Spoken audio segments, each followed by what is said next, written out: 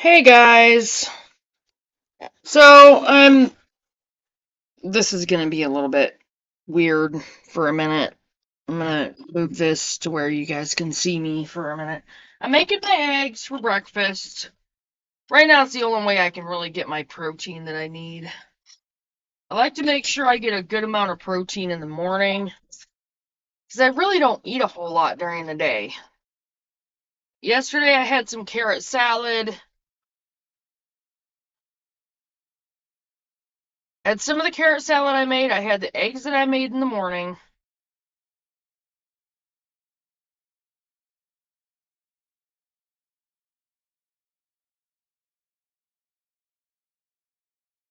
I didn't eat last night. I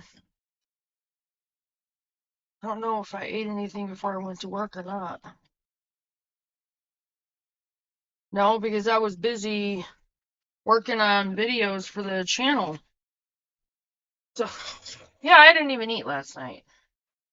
So I had my eggs and my carrot salad yesterday and my Slim Fast. But you know what?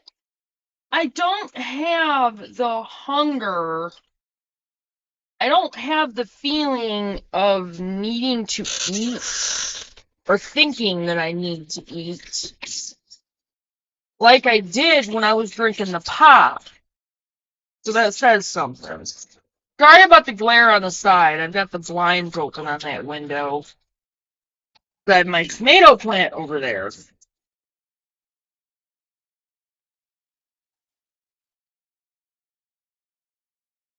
Get my eggs seasoned here.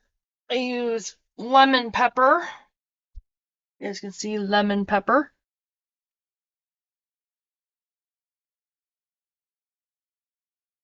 There's salt, citric acid, spices, including black pepper, onion, sugar, of course, garlic. Really, there's yellow 5 in this.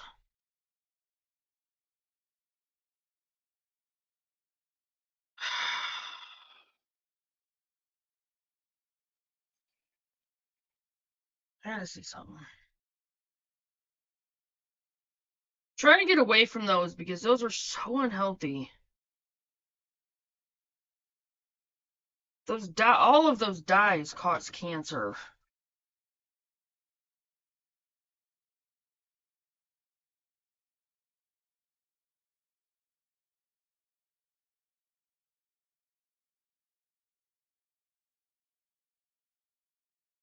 Extractives of lemon, and then I have yellow number 5.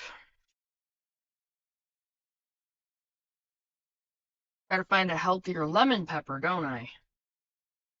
Well, I'm gonna be on the hunt for that. Or I think maybe I'll look up a recipe and see how I can make it myself. And there's the garlic pepper. Cannot wait until I can make this stuff myself. And I don't know what's going on with my garlic, but it looks like I don't know, the stalks are drooping, or stalks, whatever you want to call them. Really?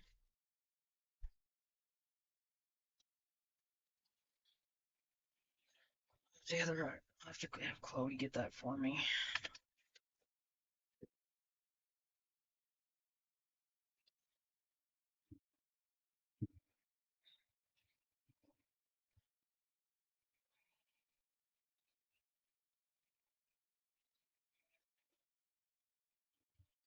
Money. I hate being short. Okay. Now, my basil.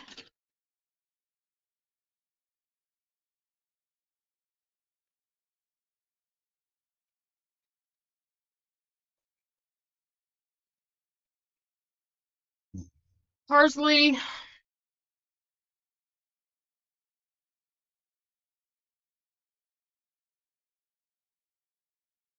I have been using lemon pepper for a long time too. Oh, I'm gonna have to see how I can make it myself. Even if I have to get black peppercorns with the grinder.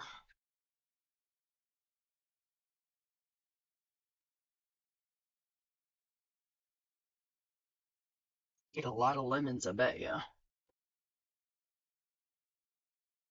And this is rosemary. This was thyme. This is rosemary.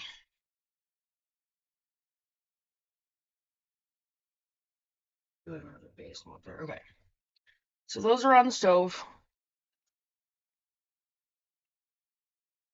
That's my Slim Fast. Okay. So I got my eggs going. Now, you guys are I want to see those. Turn the computer so it's not glaring. So it's a little weird, but step back a little bit. Okay. So, hope everybody had a good night, and hope you guys have had time to do a little research. If you're just new to homesteading, I had to work last night. Today's going to be a little bit annoying because, sorry, we have an employee meeting at noon that's totally pointless. Because everyone already knows what it's about, and it's totally pointless. It's a waste of time, and yeah. I work 2 to 6 or 2 to 6:45 today, and Andrew comes in and relieves me. So, sorry. But since we've already done almost 7 minutes on the video and haven't covered anything of today's topic yet, I just wanted to get the video started early since I have to be in town by noon. Again, which is a little annoying, but today's video is on 15 essential beekeeping equipment every beekeeper cannot live without. Okay. It's by Morning Chores on Pinterest. Here we go. If you're considering getting into beekeeping, you first need to know whether you can meet the requirements to keep bees at your property. The next step is figuring out the equipment you will need. And I'm going to see something real quick.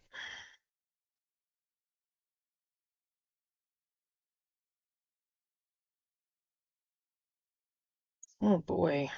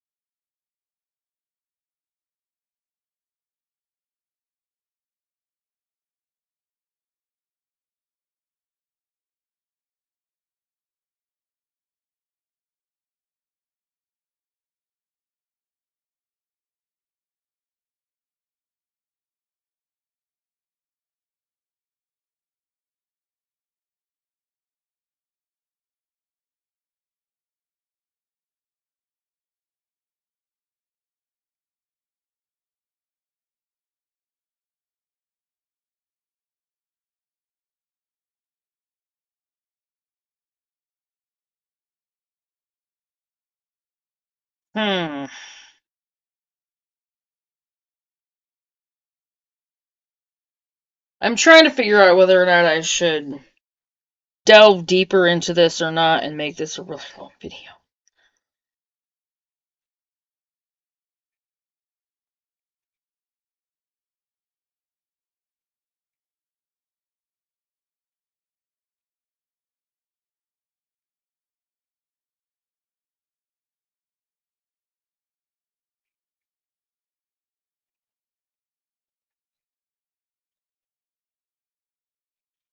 Okay, we're not going to delve into that right now. We'll do a second video out of this one. That's what we're going to talk about in this article. Here are the 15 essential tools and equipment you will need to get started on the journey of beekeeping. Number 1, hives. Hives are where the bees live. You will need to do some research to decide what type of hive you'd like to have. I personally use Langstroth hives, but I hope to try out a top bar hive sometime soon. You'll need to decide if you're going to keep bees as a hobby or try to morph them into business for your homestead. This will determine what type of hive you'd like to use. You can purchase your beehive or check out different articles about do-it-yourself beehives. Watch videos, watch Doug and Stacy's videos. No, I have not had a chance to watch them yet. I will. I do have tomorrow off. My days off go too quick, as we all know, even with 3 days off. Okay, number 2, frames. Frames are rectangles that hang inside of a hive like a filing system. The bees will build their comb inside of these frames. This is where they will make honey, lay brood, and live their lives constantly preparing for winter. Now you'll need to decide if you just want to purchase frames or do you want to purchase a plastic foundation too. The only difference is if you buy the foundation for the frames, it is less work for the bees, which equates to more time making honey. I'll make sure we have all of it. The foundation, the whole 9 yards. Smoker. Number 3, smoker. Having a smoker should be a pretty big priority if you decide to take on beekeeping. The reason is the bees don't care about the smoke. If you start squirting smoke through the hive, they're going to stay away from you, which gives you less of an opportunity to be stung. This is one of the smokers that we have and use regularly. And I do believe that's what comes in the hive, or in the beekeeping kit, right there. Wow, you can actually see it. I'm amazed. Number 4, a hive tool. That's what that looks like. A hive tool is another very inexpensive tool, but it is one I would consider a necessity. The reason is the bees line their hives with propolis, or propolis. It is basically the glue that holds everything together. They also use it for insulation purposes as well. However, it is very sturdy and makes it difficult to pull frames apart and even get hive bodies apart. This is why you need a hive tool. A queen catcher. That's what those look like. Number 5, queen catcher. A queen catcher is a handy tool to have when you want to keep the queen separated for a while. A prime example of this is when you are going through your hives. Sometimes it is easier to place her in this catcher so you don't lose her in the process. Plus, if you are catching a swarm, then you would probably like to use this tool because if you have the queen, then the hive usually stays as long as she does. Number 6, a bee suit. Definitely going to have that. Your bee suit is going to be an investment. You can buy cheaper suits that is certainly okay to start to do starting out. However, you will find over time that some of the higher quality suits give you more protection. My husband went through quite a few until we finally broke down and bought the ventilated suit. He absolutely loves it. He doesn't sweat as he used to when going through the bees, and he hasn't been stung since he got it. So I will probably get the ventilated suit then. So, again, we're going to wait a year. Number 7, gloves.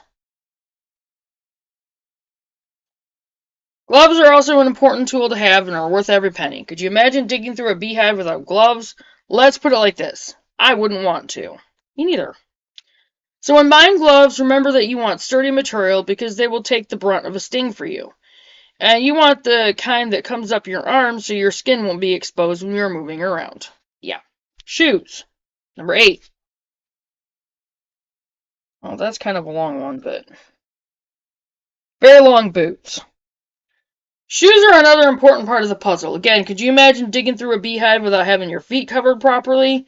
Well, I wouldn't want to know what that feels like. We usually use boots when we are working on our bees. My husband always wears Justin boots. He loves them, so he uses them for work, beekeeping, and anything else he can think of. However, I am a fan of hunter boots. I love the way they look, and they do a great job of protecting my feet. But either way, just make sure that you have boots that are made of hard material and have good soles in them so bees can't sting you through them. Bees aren't vicious creatures, but if they think you are trying to attack their hive, you could quickly become the enemy. Number 9, essential oils. Which everyone knows what those are. We use essential oils to attract bees to our swarm boxes. We also use essential oils in our homemade honeybee health recipe, which we feed to the bees during the times of the year that they need us to supplement their foraging with sugar water. Knowing that I would have found that out eventually. See, this is why we need that year. Plus, you can use essential oils to help drive out hive beetles. That's good to know. This is a huge help because hive beetles will dominate your hives quickly if you aren't proactive. So essential oils can be used in a lot of different ways around the hive. I would recommend purchasing scents such as lemon, lemongrass, lavender, and spearmint. Those are the types we most commonly use. Number 10, feeders. That's what those look like. You'll need some type of feeder at some point if you are keeping bees. There are certain times of the year when things either quit blooming or are waiting to bloom. Those are the times your bees will need you to help them supplement their food supply. However, it isn't difficult to do. You can mix equal parts of sugar and water. Then place the mixture in a feeder. You can open feed, which means you leave a bucket of sugar water out for the bees, or you can use an entrance feeder or a hive top feeder. The advantage to these feeders is that they are in the hive, so you don't have to worry about other creatures robbing food from your bees, and I will use one or the other. Either an entrance feeder or a hive top feeder. Sugar!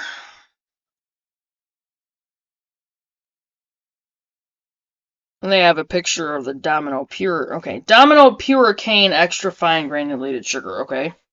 As I've already mentioned, there will be times in the year that your bees will depend upon you to supplement their food supply. They require a syrup that is equal parts of sugar and water. Depending on how many hives you have, this could add up quickly. That is why it's important to make sure that you try to buy your sugar in bulk to get the best deal. I definitely recommend shopping around because if you have multiple hives, it is going to require a lot of sugar to keep them fed. It's good to know. A queen excluder. That's what that looks like. Number 12. Sorry. Number 10 was the feeders. 11 was the sugar. 12 is the queen excluder. There are times with your hive that you might want to use a queen excluder. I'll say this up front. If you prefer to go with natural beekeeping, then you probably will not need this. However, if you don't, then you might want it. Basically, it is a personal preference. An example of when you might want to use one is when you place a queen excluder above where the queen lays her brood to keep her from laying eggs in the honey supers. So the point behind this is that the graded excluder is placed wherever you don't want the queen to go. The slots are small enough that the worker bees can still fit through the slots. However, the queen cannot. She is forced to stay below where the excluder is. You can also use it when you are moving your bees to a new location. You place a queen excluder in front of the hive door so the queen can't leave. This gives your bees a great chance at sticking around, but as mentioned, not everyone uses these tools, so you'll need to decide what type of beekeeping you'd like to practice in order to decide if you need this tool or not. A queen marker. Number 13. Marking your queen will be very helpful when you are just getting started. She can be hard to find at times. However, if you mark her hindquarters with a bright marker, then you will know it is her. We learned this the hard way when we first started out. My husband couldn't locate the queen, and we hadn't marked her. We just kept going through the hive, and he thought he saw her only to lose her. We lost the whole hive that year because, as it turned out, he did have her and she fell on the ground. We have marked our queens every year since. This tool really helps with that process. Number 14, bees. Unless you catch a swarm, you will most likely have to purchase your first bees. After that, you should be able to split your hives to keep things rolling and multiplying. Most usually invest in a nuke instead of a full-blown hive. That's NUC. To start out, they are less expensive because there are fewer bees in them. However, if you lose a nuke in comparison to losing a hive, there is obviously not as much loss occurring. Most decide to go with a nuke for financial reasons. They will come to you in a box. I want to see what this looks like.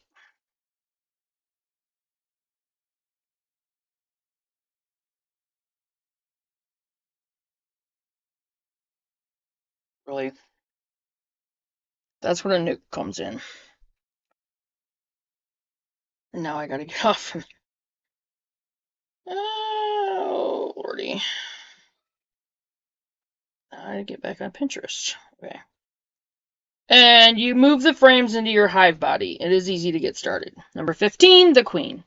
If you already have a hive but maybe didn't have great success with it, then it might be time to re-queen.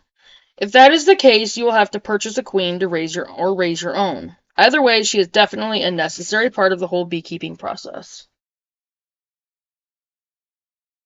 Really? However, you'll need to decide on what method you are going to use to raise her or introduce her to the hive. If not, the hive will think she is a threat and kill her off. So there is an important nugget of knowledge to retain if you need a new queen for your hive. Well, I hope this list helps you as you get started on this new adventure. I know some of the tools mentioned are just basic tools, while other items mentioned are living creatures that allow the whole process to work. However, my best advice is to do your research. That's a big one. Do your research, guys. Do your research. This is why we're taking a year before we get into this. And make sure you are buying what will work best for you. Beekeeping is a unique hobby that also enables you to make a profit if you so desire, but it requires a lot of knowledge in order to be successful at it. And again, that's why we're taking a year. So I think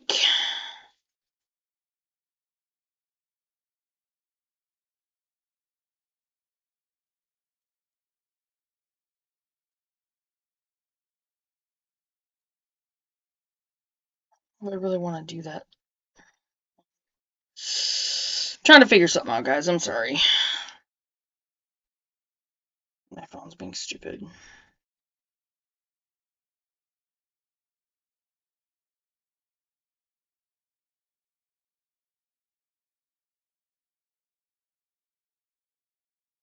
Yeah, I think I will. Okay.